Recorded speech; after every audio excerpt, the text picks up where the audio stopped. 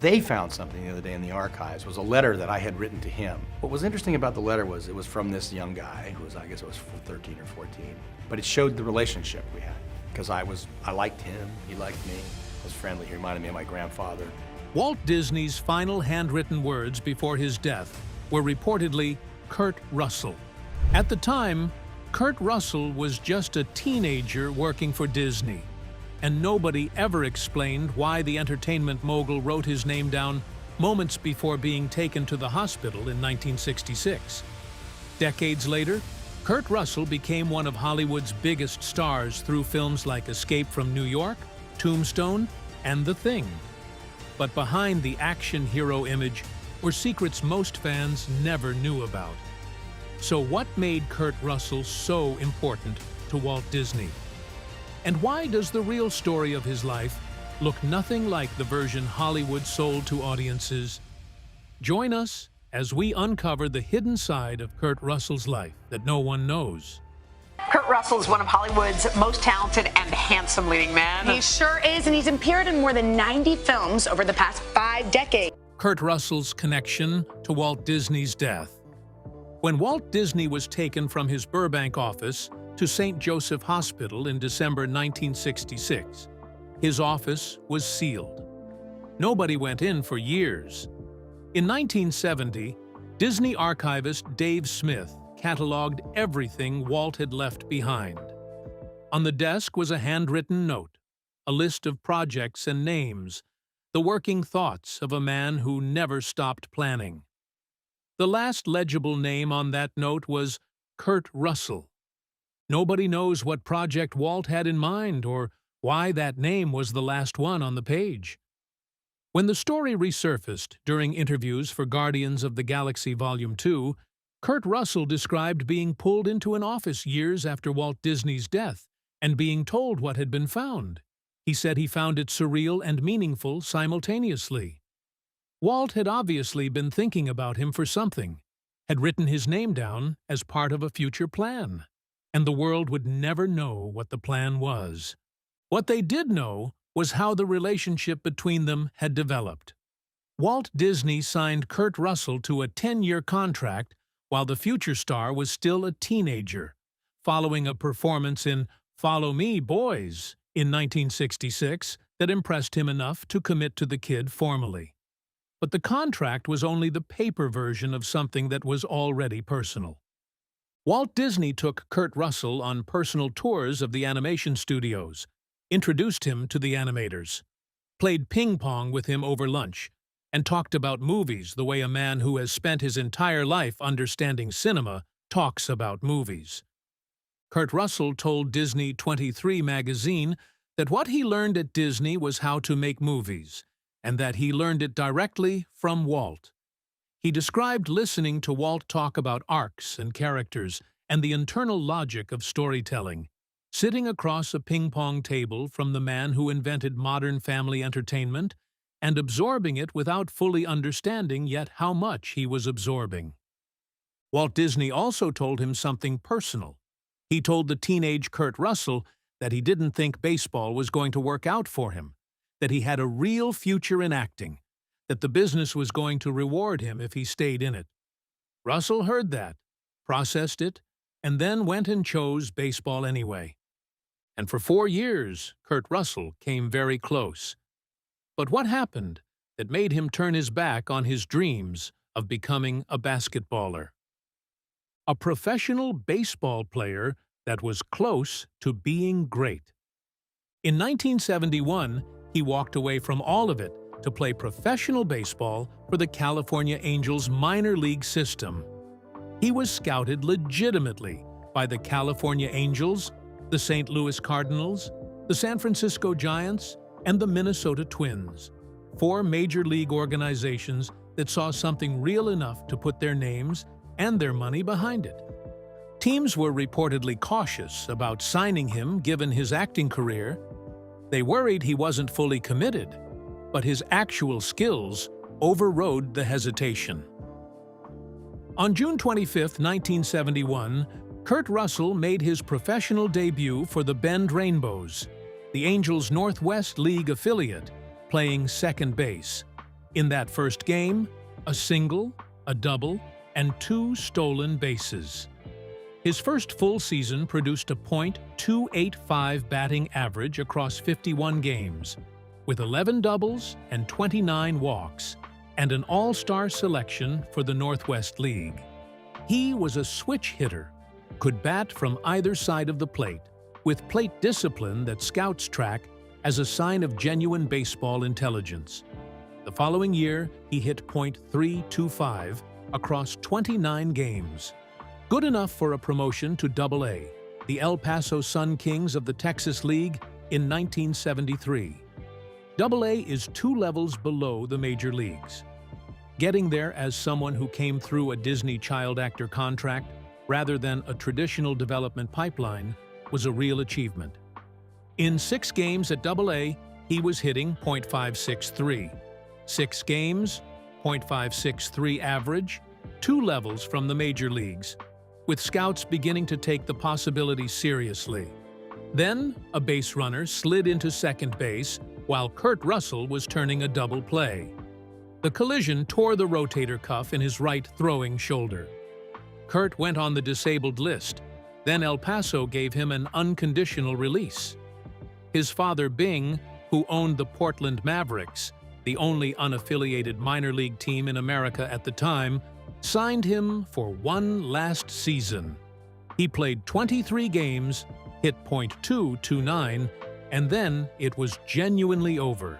Total minor league career, 110 games, a .292 batting average, and a rotator cuff that never fully healed. He told MILB.com that acting was a business for him the way it was for his dad, that he made money at it, but baseball was the pursuit. The injury forced the issue, and the meantime became the career. Walt Disney had been right. Kurt Russell just needed to discover it the hard way, before he would accept it. And when he went back to acting, something interesting happened. He stopped treating it as a business, and what happened after his orientation changed is genuinely intriguing. From Disney kid to action icon, the bridge between child actor and the man who played Snake Plissken and R.J. McCready and Doc Holliday ran through one specific performance that most people forget when they talk about Kurt Russell's career. In 1979, he played Elvis Presley. John Carpenter was brought in to direct the ABC television film Elvis after Kurt Russell had already committed to the project. The 2 men met on that set and immediately found a creative language with each other that neither had found with anyone else in quite the same way. Kurt described it as learning a shorthand very quickly, a way of communicating about performance and tone without having to explain everything from scratch. They resolved to work together again as soon as possible. Kurt Russell received an Emmy nomination for the Elvis performance, and the film demonstrated something the Disney movies had never been designed to show: that underneath the affable, family-friendly exterior was someone capable of the kind of inhabited, committed performance that awards bodies recognize. John Carpenter cast him as Snake Plissken in Escape from New York in 1981. The studio had doubts because Kurt Russell was still primarily associated with his Disney childhood, with lightweight family films that shared nothing with the dystopian, nihilistic world of a future Manhattan turned into a maximum security prison. John Carpenter had to fight for him. The studio came around, and Snake Plissken, one-eyed, laconic, contemptuous of everyone and everything, operating entirely on his own code, became one of the most influential action movie archetypes of the 1980s. The following year came The Thing, John Carpenter's adaptation of the 1951 film The Thing from Another World, set in an Antarctic research station being infiltrated by an alien organism that could perfectly imitate any living creature. Kurt Russell played R.J. McCready, the helicopter pilot who becomes the film's de facto protagonist. The Thing was a commercial disappointment on release, competing directly with E.T. The Extraterrestrial in the summer of 1982 was not a fight any horror film was going to win, but its reputation has grown continuously in the decades since, until it now regularly appears on lists of the greatest horror films ever made.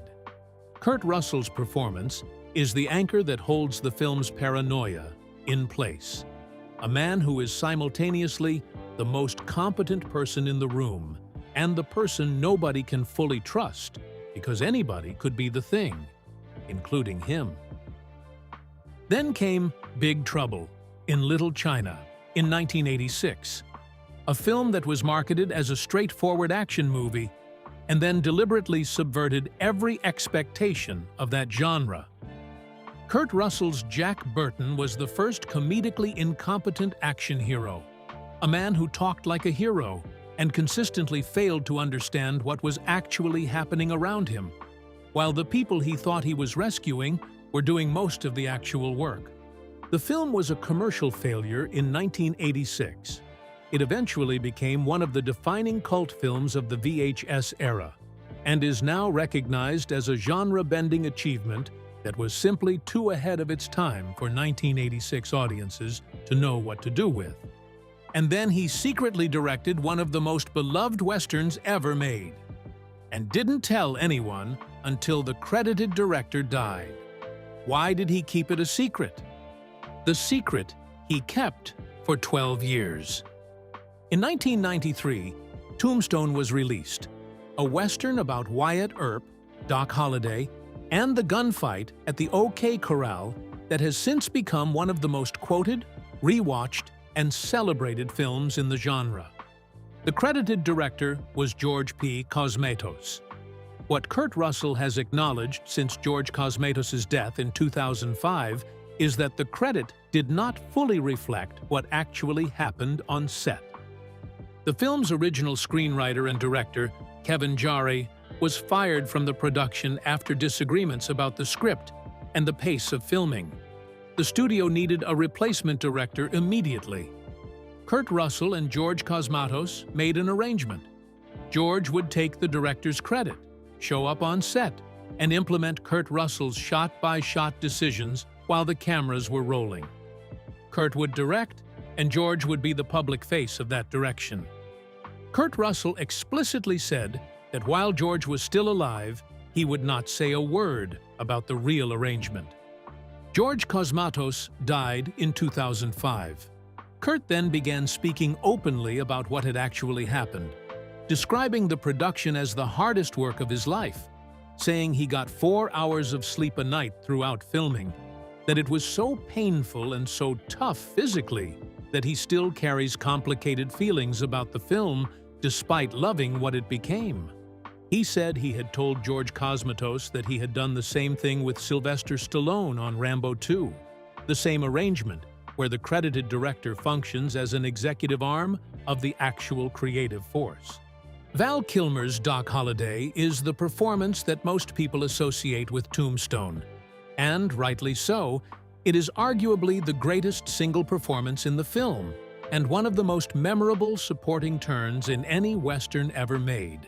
But the film Kilmer was performing in, the shots, the pacing, the specific choices about how each scene was constructed, those were Kurt Russell's decisions.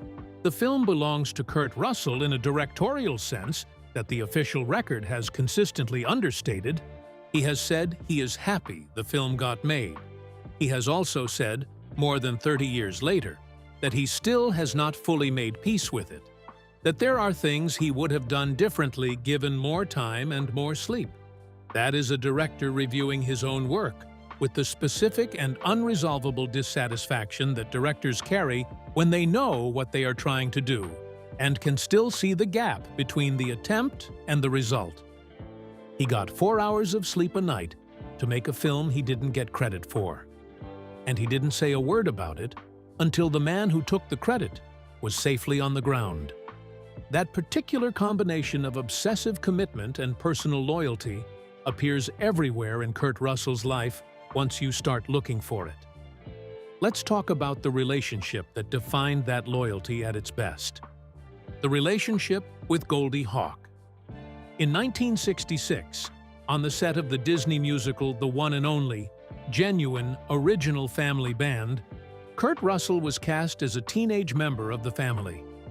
A 21-year-old actress named Goldie Hawn was also in the film. She described seeing the 16-year-old Kurt Russell on that set and thinking he was adorable but much too young for anything beyond professional courtesy. They worked together briefly and went in completely separate directions for 17 years.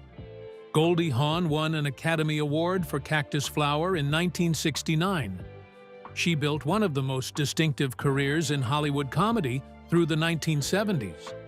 She married director Gus Trichinus in 1969 and divorced him in 1976. She married musician Bill Hudson in 1976 and had 2 children with him, Oliver and Kate, then later divorced him in 1980. Bill Hudson's subsequent estrangement from both of his children and the pain that produced for Oliver and Kate across their childhoods is part of this story because of what happened when Goldie and Kurt found each other again. In 1983, 17 years after their Disney set encounter, they were cast together in Swing Shift, a film about the American home front during World War II. By the time filming wrapped, they were in love. Kurt moved into Goldie's life, and there they have remained in the same commitment through 4 decades of Hollywood's most relentless cultural pressure to either formalize or abandon it, without ever once getting married. Kurt Russell had been married before. He married actress Susan Hubley in February 1979, the actress who played Priscilla Presley in the Elvis film where he and Carpenter met, and the two had a son, Boston, born in February 1980. That marriage ended in divorce in 1983, the same year he met Goldie for the second time. Both of them had watched marriages fail. Both had experienced firsthand what happened when the legal structure of marriage outlasted the love that had justified it. And they arrived independently at the same conclusion. The structure was not the relationship, and the relationship was what actually mattered. What neither of them announced, and what only became visible slowly through years of watching how they actually operated, was who Kurt Russell chose to be for Goldie's children. Let's talk about that. The children he chose. Oliver Hudson and Kate Hudson's biological father, Bill Hudson, has been largely absent from both of their lives for decades, an estrangement that both Oliver and Kate have spoken about publicly and with real pain. Into that absence, starting in 1983, walked Kurt Russell. He did not manage the relationship from a distance. He was present in the way that fathers are present. Oliver Hudson told a podcast in November 2024 that the love was there with Kurt, and that there was no doubt in his mind that Kurt is his dad, that he calls him Pa.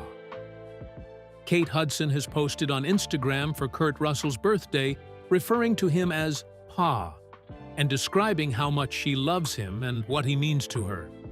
Both of Hawn's children, who have a living biological father they do not have a meaningful relationship with, have built their primary father-child bond with a man who was under no legal or biological obligation to provide it. Russell and Hawn also have one biological child together, Wyatt Russell, born in 1986, who has followed both of his parents into acting.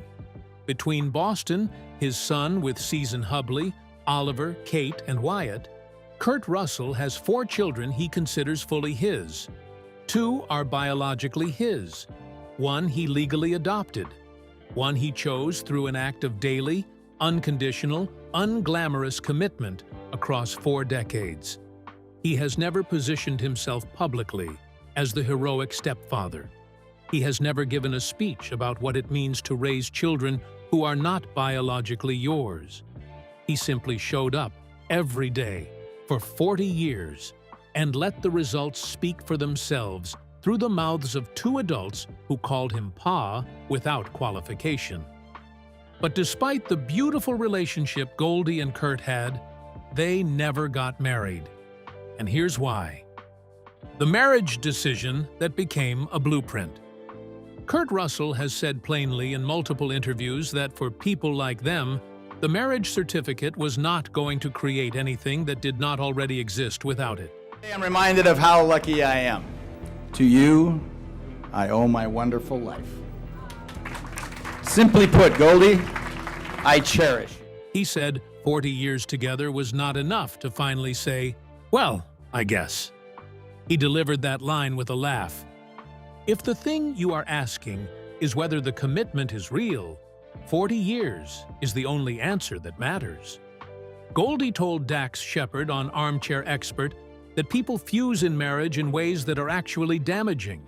That once you start losing yourself in someone else's everything, becoming too dependent, there is a loss of respect. And then people mentally shift when they feel tied up. She said she genuinely believes the relationship would probably not have lasted if they had gotten married. She knows this because both of them got married in previous relationships and watched those marriages end badly. She told CNN that the question she always returns to is how many divorces are actually fun? How many do not cost money? How many do not make you hate the person more than you did before the proceedings began? The answer was not encouraging, and they decided not to add to the data set. She has also described the relationship as sustained by choosing each other actively every single day, not by a promise made once and then assumed indefinitely. The choice to stay is meaningful, specifically because it is made continuously rather than legally secured in a single ceremony 40 years ago. Does knowing all of that change which version of his career feels most impressive? And what does it say about how we understand public figures? That a man this honest, this consistent, and this genuinely present in his own life managed to keep half of it invisible for 30 years simply by never bothering to announce it? Share your thoughts with us in the comments section. Remember to like, share, and subscribe for more. Also, click the next video showing on your screen. You will enjoy it.